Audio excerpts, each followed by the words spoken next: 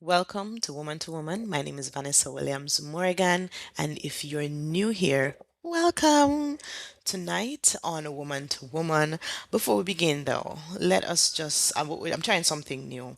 So, going forward, what I am going to do is that I am going to include my WhatsApp number in the description. So, persons who want to reach out, who want to say something, they can do so by sending me a WhatsApp. So what I'm going to do is that I'm going to read one of the WhatsApp messages that I received last week. Now, this message, I'm going to keep the person's name confidential. This person says, "Hi Vanessa, thank you so much for last night. It was truly amazing. I felt seen, I felt heard, and I've heard this story many times, but the way you shed the light on it, I have never actually looked at it from this perspective. I'm truly appreciative of this experience, listening to you, and just the overall being a part of this journey with you. Thank you so much. Do not stop doing what you're doing, and I'm looking forward as woman to woman continue to grow. God bless you."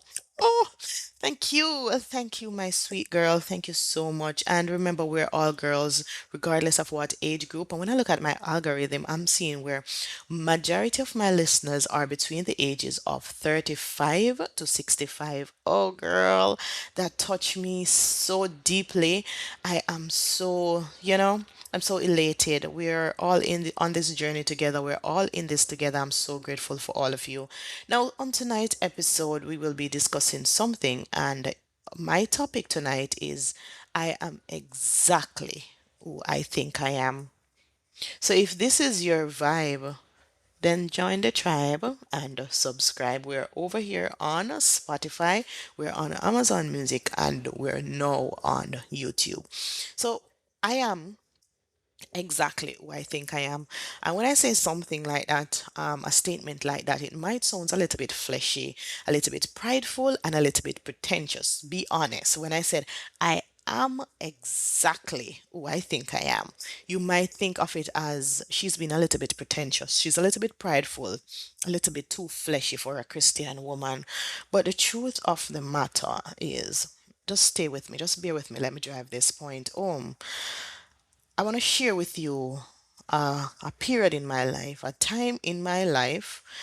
I was begging on the street not too long ago, not in my distant future, but I was begging on the street and I was on the street asking persons to donate. I remember exactly what I was wearing. Well, I had on a pink shirt, blue jeans pants, and a bucket hat. Bucket hat well drawn down, as if wearing the bucket hat made me invincible, like I could actually hide. And during this period, I did not want to. When I was going out to beg on the street, I figured that the best thing for me to do was to do so away from where people would know me. So what I did was that I decided I'm gonna go to the next town over. I didn't want to do it in my town where people would see me, people would recognize me either from work or from church or overall. I did not want, I want to stay hidden. I wanted to be hidden.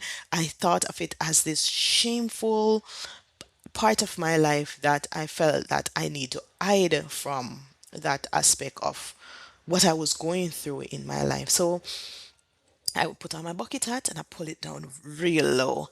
And I went out on the street and I remember I used one of my son feeding container and I cut a little lid, a little slit in the lid, and that's where I was using to collect money.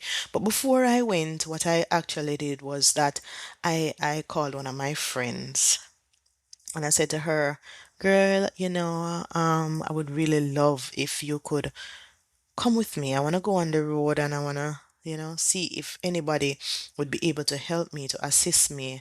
So I asked this friend because I didn't want to go alone, and that is the truth. And maybe it's not that I didn't want to go alone, but I just felt that maybe I could not go alone and I needed somebody. So I asked this friend to come with me. I'm not going to share her name, but I know she's listening. So she came with me, and Isn't it something so awesome, though, girl? Isn't it so awesome? Oh, God will send you that one person, just one person, when you feel like you have nothing. That just touched something so deep within me.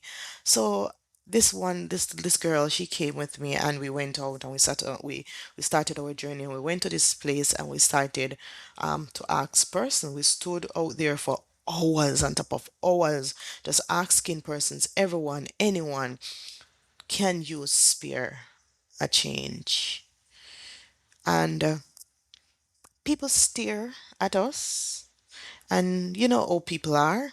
Some persons they laugh, some persons were taking pictures, some person has the nastiest and most disgusting and vile things to say, trying to strip me down lower than I was at that very moment. And for the persons who did recognize me from social media, they were just like, I never hear. Yes. So it was a very humbling and eye-opening experience for me, because for me, I felt exposed, I felt stripped, I felt like I was in this town naked on this plaza. That is how I felt when people were looking at me going through this period. But we stayed. We didn't leave. We stayed and we kept going, because when survival kicks in, you don't have the luxury of quitting. When survival kick in, you don't have the luxury of quitting. That was one of the lowest point in my life, and I think because I've been through so much that a lot of the times when I remember, when I recall certain things, I might say, "Oh, that was so cringe," because even though when I think about that time, and my mind takes me that back to that period in my life, I feel in my body nausea. I feel nauseated thinking about it. Even talking to you tonight about that aspect of my life, I feel nauseated. That weight, that burden, that feeling exposed, that feeling stripped. That's how I feel when I think about that point in my life, being out there asking persons, can you spare $10, can you spare $100, can you give something in this container? And as I said, just thinking about it, just talking about it, it takes me right back to that point, and it's like I can actually smell the air, smell what the place smell like I could just feel the heat on my skin right now as I am here recording this feeling just overtakes me, and every time I think about that period of my life, that is how I felt. So how did I get to this topic to discuss this tonight? So recently, I got into a little disagreement with someone, and in an attempt to belittle me, they said, "Don't forget where you're coming from. Remember when you used to beg on the street." The person, she said this to me: "Don't forget where you're coming from. Remember you used to beg on the street." And for a moment, that thing that rise up inside of me, that shame, that embarrassment, that old identity, it just came back, and it just felt, I could feel it on my shoulders. I could feel this weight, and it stayed with me for a couple of days before I was able to process it, because the thing with emotion is that you have to, for me, I have to go through what I am going through. So it stayed with me for a couple of days, and I thought about it, and I sat in that moment. And you know this story of this man in the Bible, his name is Gideon. And Gideon was in the wine press threshing wheat. Gideon was in a press threshing wheat, and he was, first and foremost, wheat should not be thresh in a wine press. Wheat should be thresh on the mountaintop, because when they thresh the wheat, the wind should drive the shaft or the shell or the ox of the wheat away. So that's why it is mostly done on the hill. But Gideon was not able to do this process of the harvesting on the hill because he was afraid, or on the mountain because he was afraid that the Midianites, his enemies, would have seen the the remnant, the husk, the shaft from the wheat, and then would have come and steal his wheat. So what he did was that he was in the wrong place harvesting his crop. He was hiding and trying to survive. I remember what I said before. When survival kicks in, you don't have the luxury of quitting. So when I read about Gideon, because my bishop mentioned this story to me, because I've read it before, but it never stick. But I went back and I read it because he has a program in the mornings. You can go ahead on YouTube and listen to it. It's called in Miracles with Dr. Roderick Senior. So I went back and I read it for myself. And when I read it for myself, I got something from it and I held on to it. So when I read it, I did not interpret it the way my bishop interpreted it. His interpretation was brilliant. I loved it. But for me, what I got from it was Gideon was hiding. He was hiding and he had an identity of self. While he was hiding and trying to survive, the angel of the Lord showed up. And Gideon did not respond with confidence. Instead, he said, I am the least in my father's house. So let me break that down for you. He said, I am the least in my father's house. Not that I felt like the least, not felt like the least, or I am treated as the least, or people say I am the least. He said, I am the least. My apologies. He said, I am the least. That implies that that was his identity. That's his identity. That's what he believed about himself. Small, insignificant, unqualified, the least. But the angel of the Lord said something to him. The angel of the Lord said, Mighty man of valor. You can go back and read Judges and tell me what you get from it. Gideon said, the angel of the Lord said to Gideon, Mighty man of valor.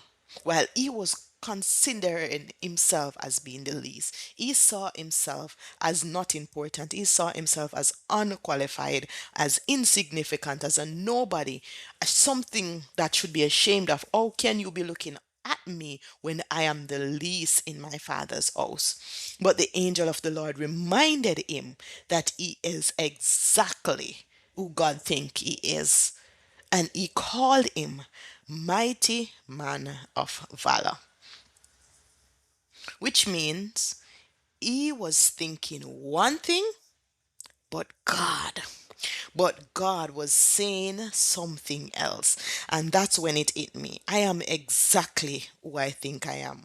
Because God was saying something else. So if I think I am a woman who begged, I am a woman who was at rock bottom. I am a woman who is a laughing stock to persons.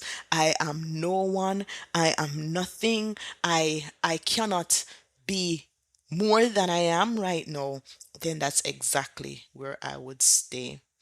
But what I chose to believe is that I am resilient, I am sustained, I am covered, I am called, I am walking in purpose because though he slay me, yet will I trust him. And the answers to his promises are yes and amen. So, no, I am not insignificant. No, I am not unqualified. No, I am not nobody. I am chosen. I am covered. I am resilient. I am sustained because the truth is God saw somebody else. And I am exactly who I think I am because my father decided very long ago, before I was even conceived in my mother's womb, he new me. Yes, I begged on the street, but that's not who I am. That is something that I went through. I am at my lowest moment, but I am not my lowest moment. I am not the shame that I carried, and I am not the names that people called me. The thing is, a lot of times we allow people to call us some names and we take it. We attach it to us to ourselves. So people call us something to ridicule us, to belittle us, and we take it and we attach it to ourselves, and that becomes our identity. That becomes how you show up in the world. But I am imploring you tonight, my women, my girls, my friends, my sisters, I am imploring you tonight. Remember who God called you to be. And you showed up as that because you are exactly who you think you are. So, whatever you think of yourself, that is how you're gonna show up. However, you see yourself, that is how you're gonna show up. Are you gonna show up as the Creator created you to be, or are you gonna show up how what they called you? Are you going to show up who they called you? Or are you going to show up who the Creator called you? The Creator said you are a mighty woman. Are you going to say that, no, not me, sir? I am insignificant. I do not speak well. I cannot take part because I don't match the aesthetics. Or are you going to show up because you know exactly who you are and who God called you to be, and you're ready to walk in purpose? You're ready to walk in favor. You're ready to walk in grace because that is who your God says that you are.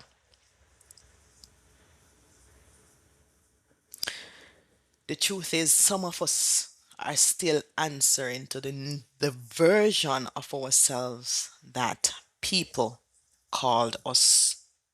We're still answering to a version of ourselves that we saw, that was spoken into our lives when God has already called us out.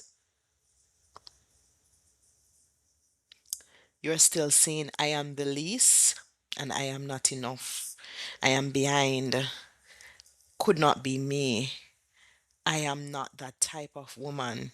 When heaven is saying, mighty woman, you're letting people remind you of your past instead of reminding yourself of your transformation. So, yes, I remember where I came from, but I also know who God called me to be. So, when they called me names, I said, yes, I was in the streets, but I am not the streets, honey. I went through that shame, but I am not my shame. I had a moment, but that is not who I am. I am exactly who I think I am. And today I choose to think in alignment with who God says that I am. So I am not who my past says I am. I am not who people says I am. I am who God has called me to be. And just like he called Gideon a mighty man of valor when he felt like the least, just like he called Abram the father of many nations when he didn't even have a child, and just like he called Sarah fruitful when her womb was barren, when she was old and of a great age, he said, Sarah, you are fruitful. And just like he called Peter a rock when he was very shaky and unstable. But if you remember that sermon that Peter preached, and Peter was able to save so many souls. Correct me if I'm wrong, but I think he saved 3,000 souls in one day. He was a rock when some people would have seen him as unstable. God calls things that are not as though they are. He called David the head of the kingdom, He called David a king when David was a shepherd. And y'all know how much I love my David. David was a shepherd and he became a king because he walked in exactly who God called him to be. So today, tonight, I declare I am chosen, I am called, I am not forgotten, I am not disqualified, I am not behind, I am redeemed, I am restored, I am being transformed, I am more than what I have been through. I am more than what I have lost. I am more than what have tried to break me. I am who God says that I am. And I will rise. And in every promise that He has spoken over my life, I will walk in those promises with grace and with favor because I am exactly who I think I am. And I choose to think in alignment with who God says that I am. I think that's the perfect place for us to close tonight. We are exactly who we think we are. Spirit of the living God, as I sit here and record this podcast, I ask that your grace and your favor be open to every woman who has tuned in to listen tonight. I hope that I am praying that you would restore their identities that has been displaced because of words that have been spoken over their lives. I pray that they find favor in your sight. I pray that they remember exactly who you called them to be. I pray that this message draw them into acknowledgement of who their father has called them to be.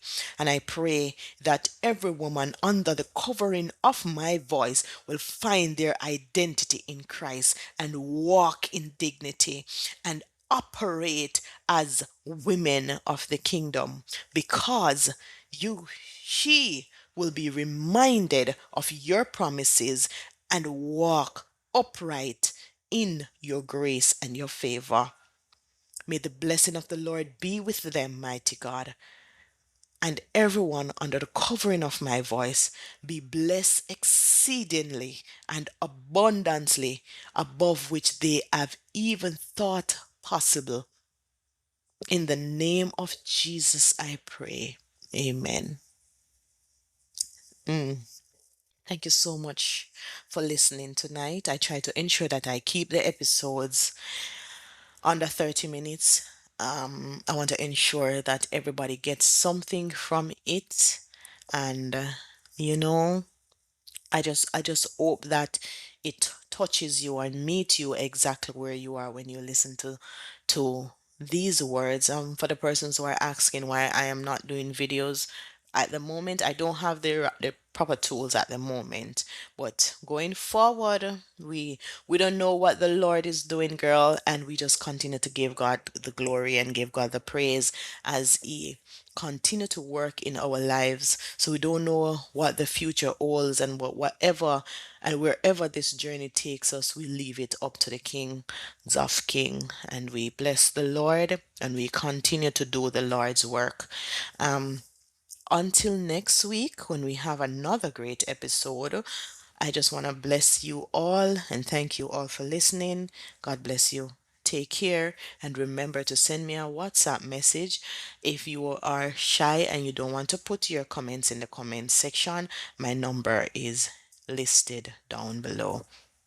Thank you so much, lovely ladies. God bless you all. Until next week, Tuesday at 9.